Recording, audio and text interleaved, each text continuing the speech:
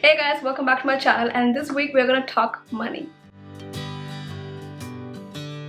So I have been watching a lot of finance budgeting videos and it is so interesting, and I have been trying to get into budgeting for a while now, but again I don't really save that much, so I wanted to get into budgeting and see how that works and try out different budgeting methods and just all in all get into the whole saving area.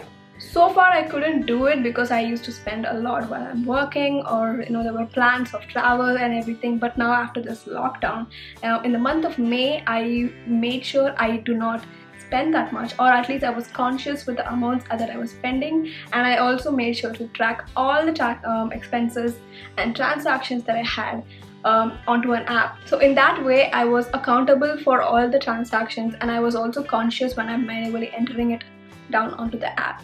And the app I've talked about multiple times in my channel, and that app is called Spendy, and it is a free app. It sounds like a sponsorship for this app.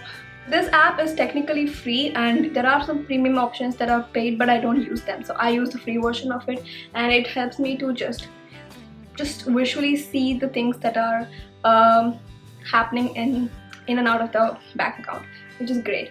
So I thought before jumping into the whole what kind of budgeting I'm gonna do, I just wanted to show you guys how I entered and how the app works and how I entered all the transactions of May and what kind of insights that I got from the report after entering the transactions for a whole month. So this app can also be protected with face detection and stuff like that, which is really cool. So when you open the app, you can see the whole month's report. It shows you expenses and it shows you income. I'm not like income as such, it's not too frequent, so except for salaries and stuff like that. So I'm just gonna go to the expenses. That's something that I can control, and I wanted to learn more about how my spending behaviors in the month of May. So I just wanted to get in that. So when I go to the expenses thing, it gives me a pie chart of all the transactions that I've made. So the type of categories I have divided all my spendings are as follows: car, shopping, family and personal, food and drink, entertainment. You can add up to 22 categories depending. You can customize it depending on your lifestyle and your fixed spendings on expenses in a month. But yeah, these are the things that I tend to go around. So these are the ones. And car, it's just gonna be your petrol and your car loan, and so that's a monthly fixed expense, and to be honest, that is my standard biggest expense in the whole month. I don't do that much shopping, so that's great. The month of May was, even after like lockdown and everything, it was a kind of a month where I had to stock up on essentials and stuff. So I had a lot of expenses in this month where it was not a monthly expense, but it was more of a once in 3 months, once in 6 months kind of expense, and it just happened to be May. So I also did shop 2 times in the month of May, where I got stocked up on my essentials. I got a moisturizer and just a bunch of essentials in Nykaa, and I also donated a small amount to someone that was in need. So that again is not a frequent occurrence, so that went inside the category of family and personal.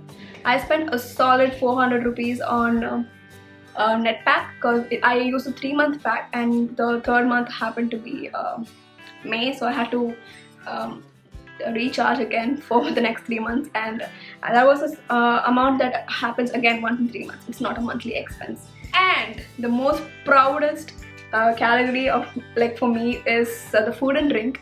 I only spent 2 times for eating outside, and that is a record for me. I have never spent so less on food. I am so happy about this. The 2 times where I got McDonald's once, and I got a really delicious pasta for lunch.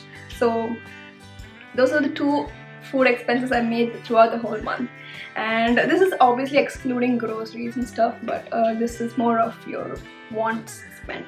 So if I break down all my expenses into percentage, 73% of my expenses were car, 3% on entertainment, 4% on food, 13% on shopping, and 7% on personal expenses. There's one more feature in this app where I can set one budget. Like I can only set one budget for free, and if you want to set more budgets you have to pay for it, and I didn't want to do that. But the one category that I wanted to put budgeting limit cap on was personal expenses, that is like entertainment, like Ubering and everything, all those things which I tend to spend more money recklessly. So I put a budget of a certain amount, and for the whole month, and I don't want to exceed that. But if you see, I have a budget allocated, and I also have how much percentage of that budget that I have used up so far, and it will give you a notification once you have exceeded or close to exceeding the budget, which I think is amazing. And yeah, all in all, I love this app. It's pretty straightforward, and again, you can customize it, and you can just add the ones that you want to have, and you can just, it's not too templatized, which is why I like it. And again, it's a pretty straightforward app, and it sends you a monthly report of how you did in the last month. And one interesting thing that I found was apparently I saved better than 85% of the people in India in the month of May, which again, it's pretty nice. So just wanted to show one quick way that I used and like experimented in the month of May on like how to track my expenses and how that helped me. So when you pay for this app, the one benefit is that you can link your card to this to the app, and it will automatically enter all the transactions that is happening in your card. And one thing apart from the fact that it's paid, the reason that I didn't also want to do that was the fact that when you're manually entering all the transactions and expenses by yourself, it gives you a click of consciousness, and okay, like you can really reflect and be accountable for all the expenses. And I think that's one thing that I like about the fact that I'm manually entering how much money I spend, which is again good. And if you're looking to track and reduce your spending, so I would highly recommend you guys to start doing it. It could be again an app or just pen and paper.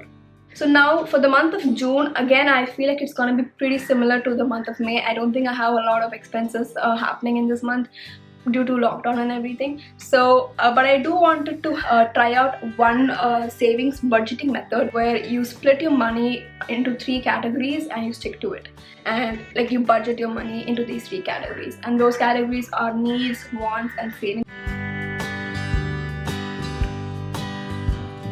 It's a tried, true, and trusted method, and I want to try it because it is pretty easy, straightforward, and best for beginner level budgeting people like me. So I thought I'll categorize my expenses and again savings and everything into that category. The first one is needs. This is the kind of expenses that you have like fixed every month, or expenses like rent, groceries, and for me, in the case of car loan and petrol, I know these 2 expenses are every month, and this is something that I have to make, so they go under this category.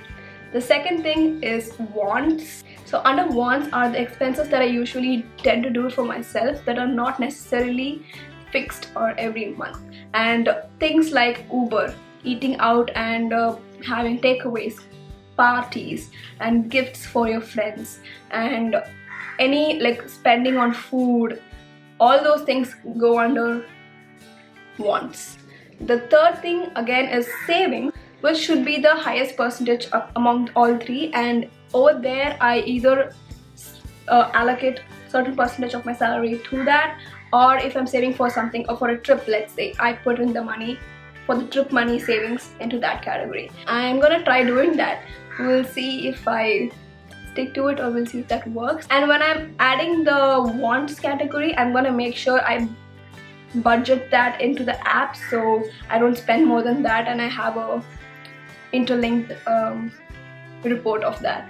So that's all I wanted to talk about today. I hope you found this interesting, and if you are looking to save money and track your expenses or budget, feel free to do it. This is the time to start, and there's no better time than now where you tend to anyway save much. So go for it and let me know how it's working out for you guys. And I hope this was a little informative. If I've missed any points, or if there are any better techniques and tips that you have, leave them on the comments down below, and it might help other people. So yeah, that's all for now, and I will see you in my next video.